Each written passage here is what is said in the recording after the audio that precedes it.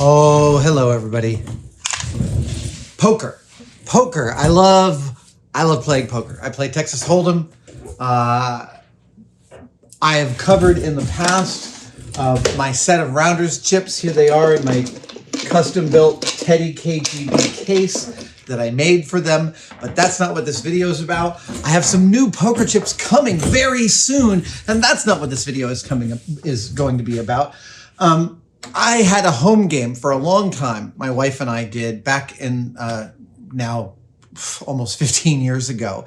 And we played so regularly that I had a set of poker chips made called Sunday Night. And it's my design. I used billiard balls as the graphical flourish, and I used different values. That was the bread and butter, the $1 chip. And then because I wanted people to be scared of it, the $5 chip, we call that the poison dart frog because, you know, in the animal kingdom, bright colors mean I'm poisonous. And when the $5 chip comes out, it means you better know what your hand is if you're going to make it actually pay off. And I went over to some friend's house last night to play some poker, and I brought these chips with me. Now I have a case for them, but it's plexiglass, and it's like one of I'm not going to bring it out. It's just a plexiglass case, and I for the life of me, I feel like it's going to fail. I feel like it's not going to hold the weight that it needs to hold. And I found on Amazon these beautiful cases, which is lovely, and I can't believe that 1,000 chips can fit into here. So I bought it. I think it was about 70 bucks. So the way this seems to want to be used is that there's some foam that sits at the bottom,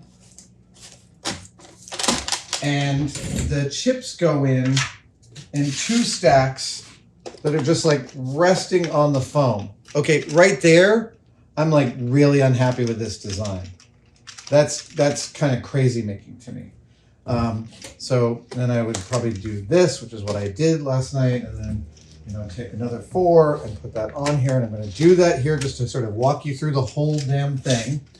And there's that one, and that's not a carrying case, that's a liability. And then this goes on here, and it locks down, and that's fine. And the lockdown is great.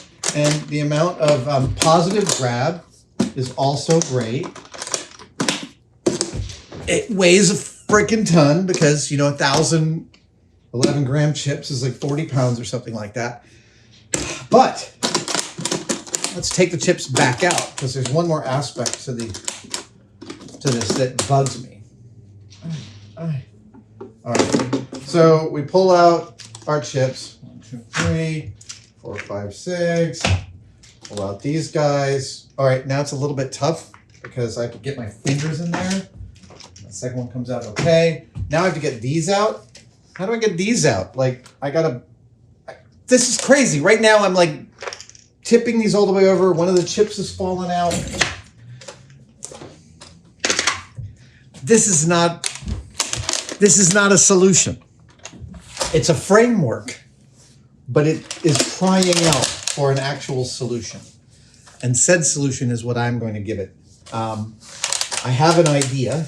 I have an idea forming in my brain for a holder for this that I think I can build almost entirely out of this single sheet of 1/4-inch aluminum plate. Yeah.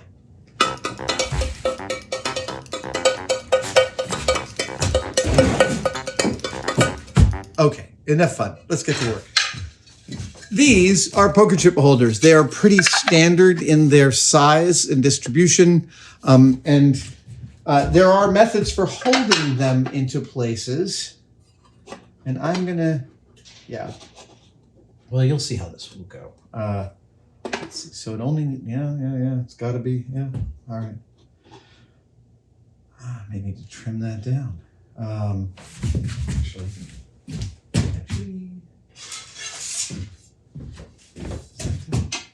Yeah, there we go.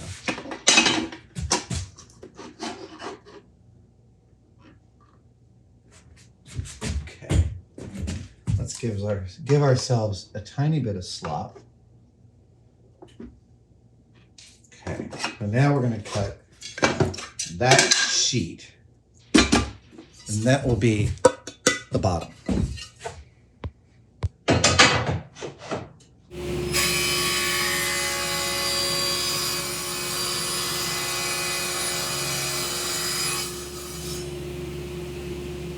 Okay. This I can move.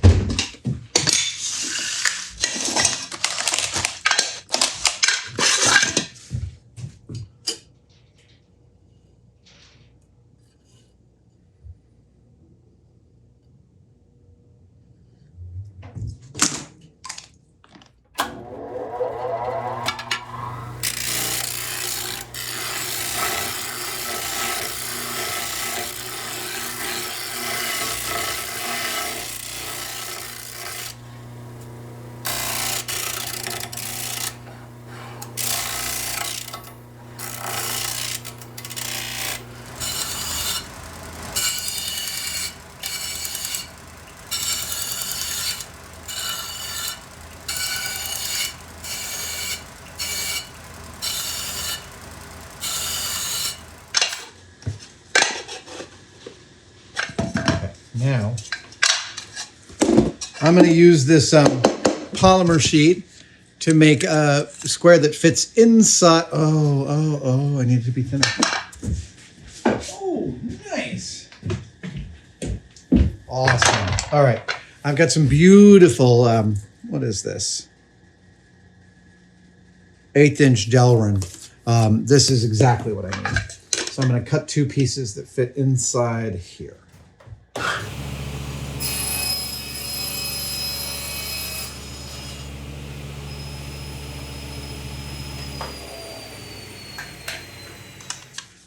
This is going to be my registration plate. Yes. For these, and they will mount here.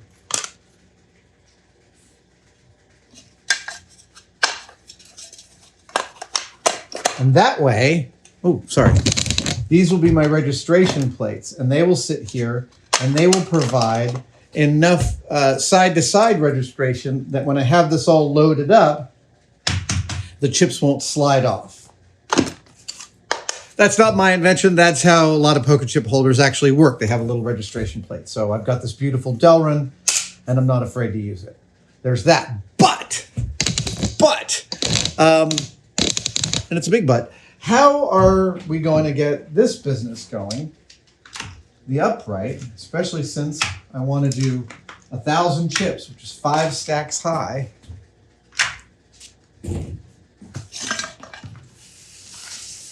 And my box doesn't provide me a lot of headspace.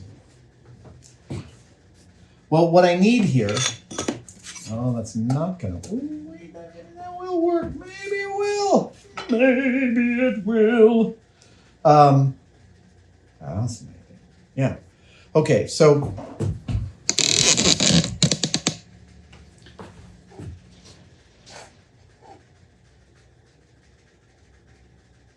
yep. Okay. Yeah. So what's going to happen here is I'm going to machine a slot in the base here that fits this upright. And then I'm going to machine a handle for this upright that slides down that way, that collapses so I can pick it up and I can actually lift the chips out of the case rather than have to go ferret them out. That's the goal. So how do we do that? Well, we do that with some measurement.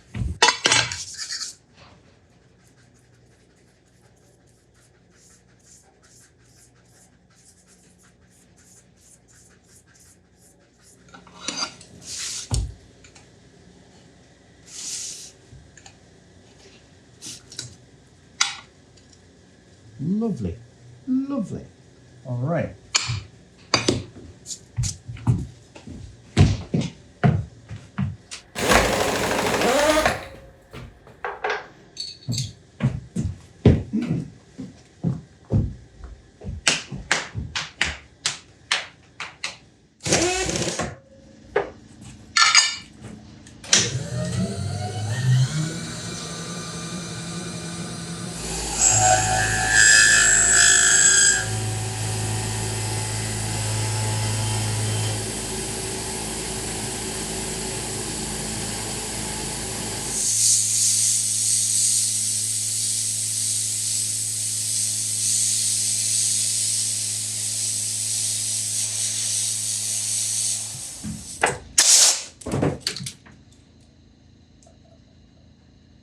what's going to happen here is that this plate is going to socket into this one really nice and tight. Yes, really nice and tightly. And then there will be 3 holes in this one. 1, 2, 3, into which I'll put some long, like 832 screws that will also go in here. So what I'm going to do is I'm going to find the center of each. I've marked the center, drill that hole, and then make another one. It's probably going to be like 1.5 inches to one side, 1.5 inches to the other side. That way I'll be able to marry all my, I'll make sure that the holes between this piece and that piece are nicely aligned. Yes.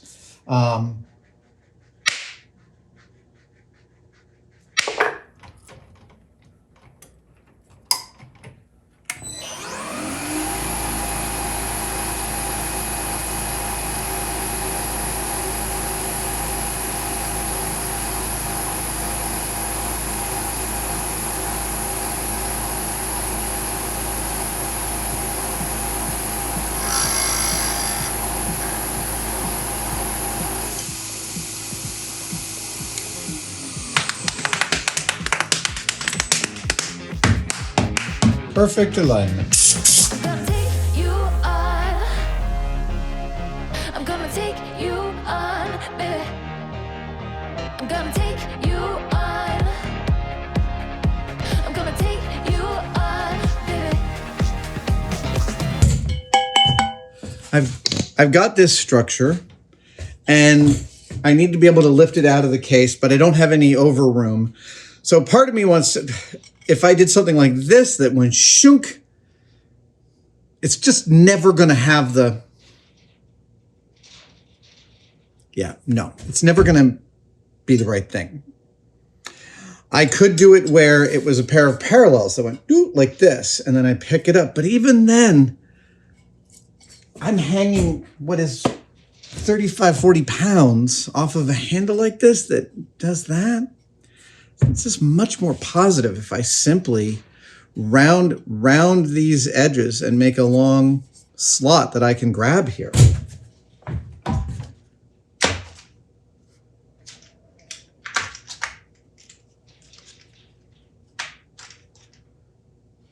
Yeah, and I pull 2 off the top and grab it, and then I'm good.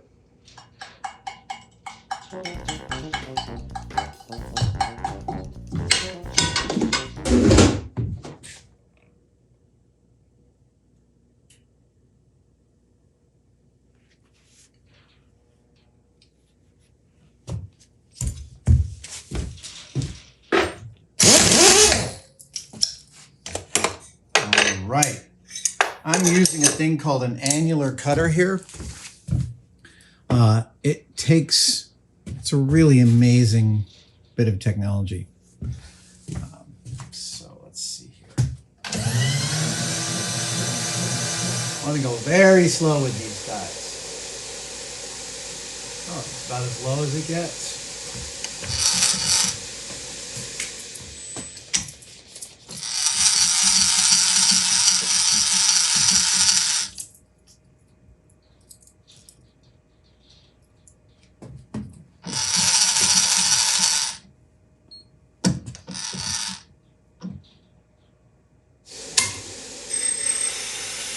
Oh, such a gentle cut.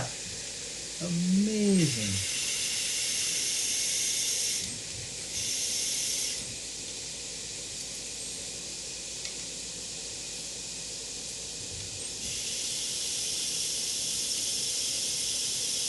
Oh my God, I love this cutter so much. Oh, I have to thank John Knoll for introducing me to these. Funnily enough, I had found, John Knoll wrote to me and he was like, you should know about these cutters. And I had found them on a search just a little bit before. Oh, whoops. But I didn't know how useful they were. I just didn't know if they would be useful. No, the other best part is I can cut this whole slot using this cutter.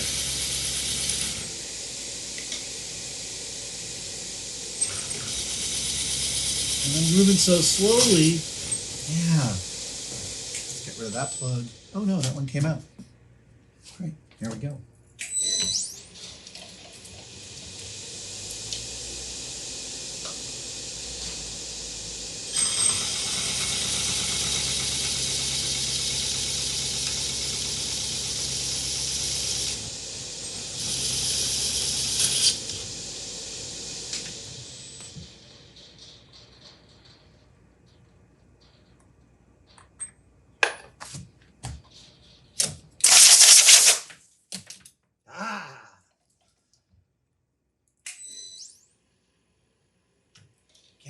Silence.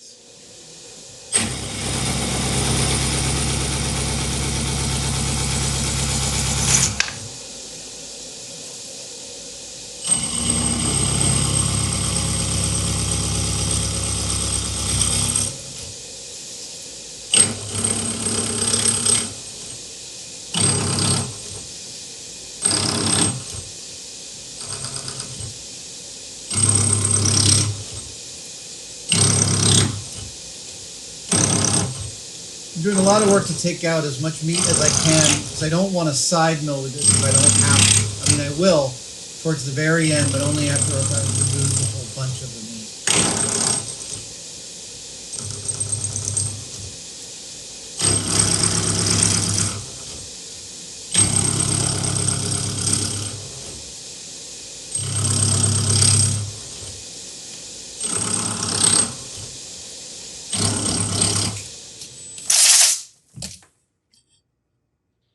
Look at that. That's crazy. For the amount of material I took out, how easy that was and how gentle. Amazing. Amazing. Amazing.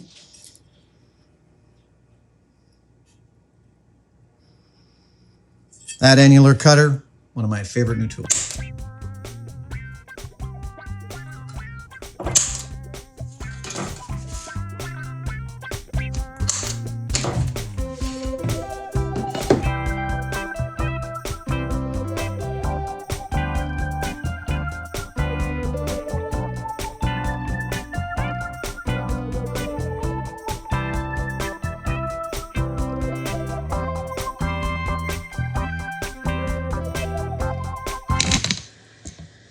So I have successfully made the alignment plates that hold the bottoms of the poker chips in orientation, and they go into this plate. And so in order to do this, I had these two pieces of plastic cut out.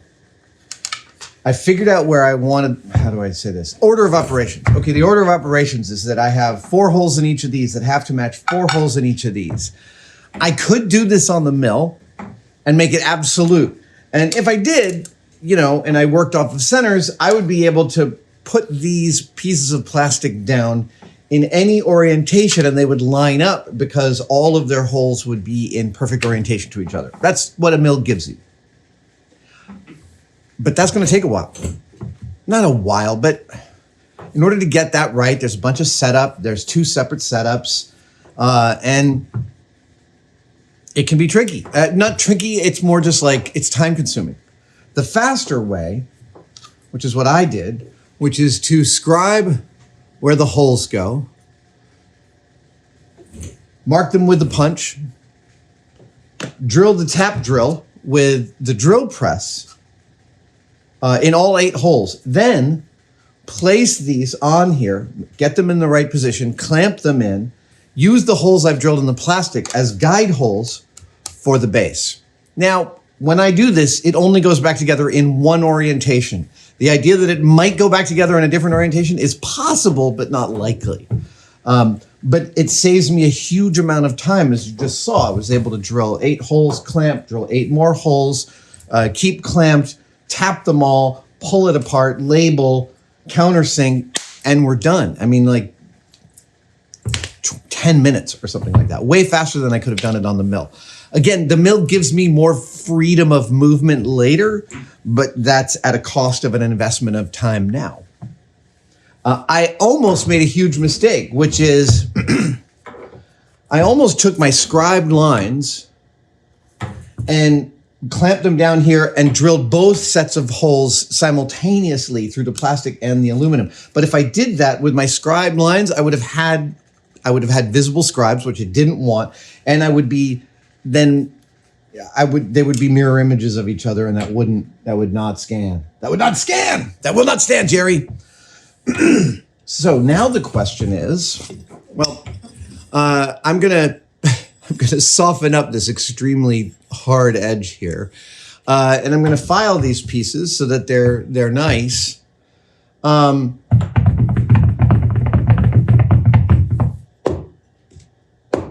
Yeah, I think this is a, oh, right. I have feet.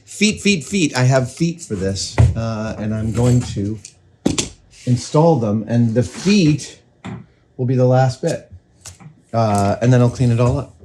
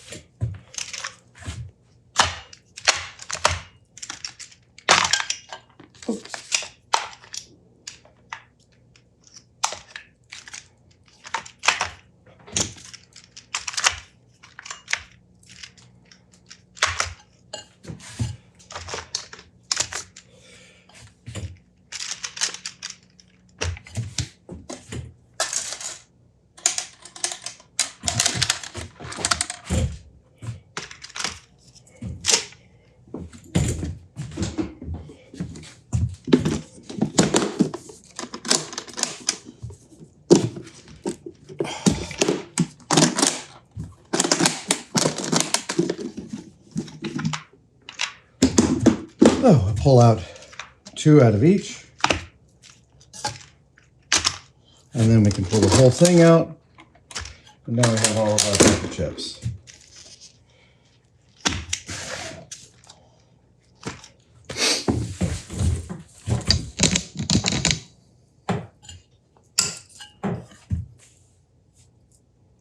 Oh, I'm already rolling. It's great. I'm really happy.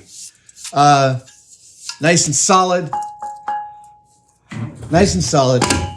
We'll hold this these poker chips really well. I got to figure out what to do with the case. I might want to paint it. We'll see. Part of me wants to paint it white. I don't know why, but I want to paint it white, and then I want to take a lot of the white paint off. Just seems to be what I want to do. Don't know why. All right. All right, I have cleaned the inside of the box. I put a sheet of Kydex at the bottom. Actually, I think it's ABS. I put a sheet of ABS at the bottom just to clean it up. Put a little tape around the sides. So, assembly looks like this. With 3 on each side, it can be lifted in. Easy peasy. 2 more on top of each one. There we are.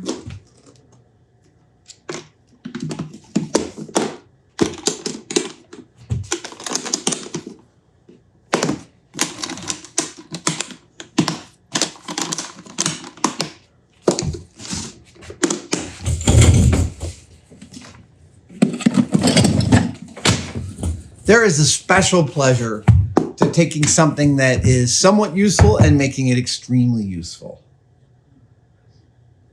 Making toys better, one of my favorite pastimes. Nerf mods, the Razor Crest, putting lights in the Razor Crest, making this thing actually much more functional. I literally I played a poker game at some friend's house the other night, and removing the poker chips from this case, I spilled a whole thing, which is why I'm missing a few. They roll under couches, you can't find them. Anyway, I'd say this toy is sufficiently improved. I may paint the outside. I'm just painting this white. It's a big commitment. It's not like I can't buy another one, but still, I'm thinking about it before I pull the trigger on it. There's a lot of things to think about to paint this way. Anyway, that's neither here nor there. That is another video. This video is complete. Thank you guys for joining me for this one-day build. I'll see you next time. Let's get a close-up.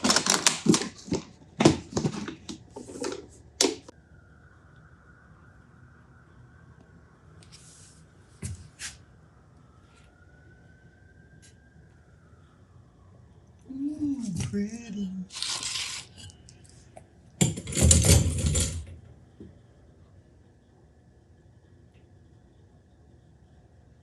It would be ridiculous if I did this without signing it. Always sign your work. Sign your work. Oh, wait. Signing your work is a great gift to future you.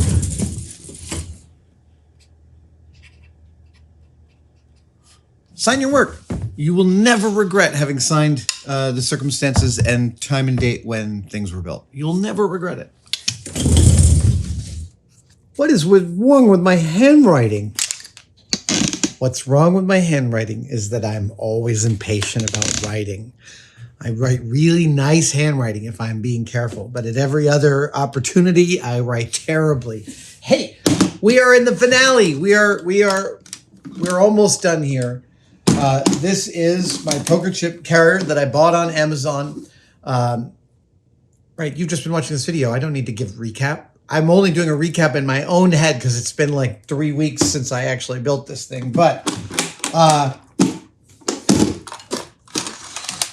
ladies and gentlemen, we are at the end of this build because my carrier, which I'm super, super happy with. Oh, right, I should sign it.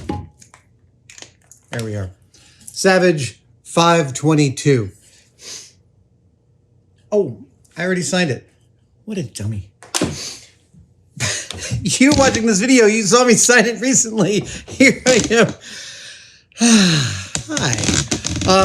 So my poker chip holder is no longer a holder in potentia because I got some cool poker chips. Okay.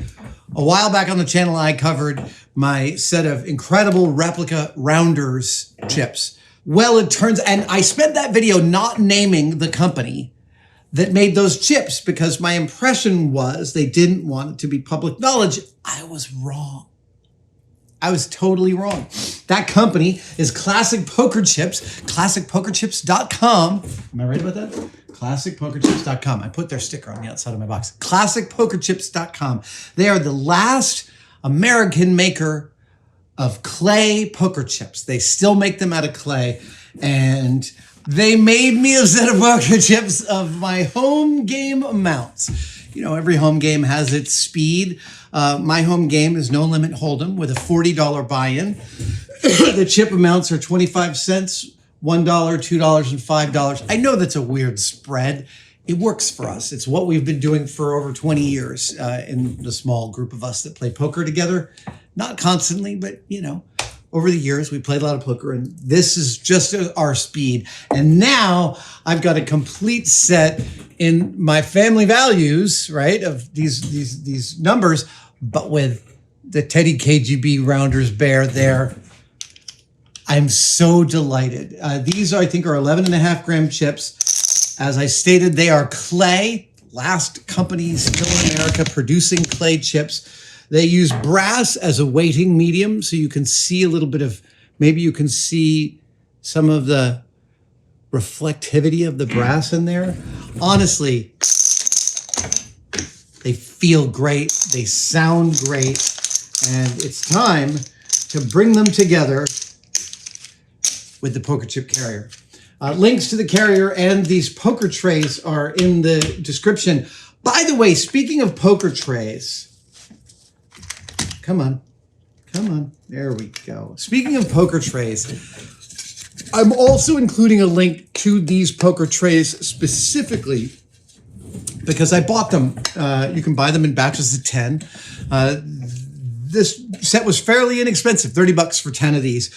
But really specifically, they're just a little bit narrower here than the other chip trays I have purchased.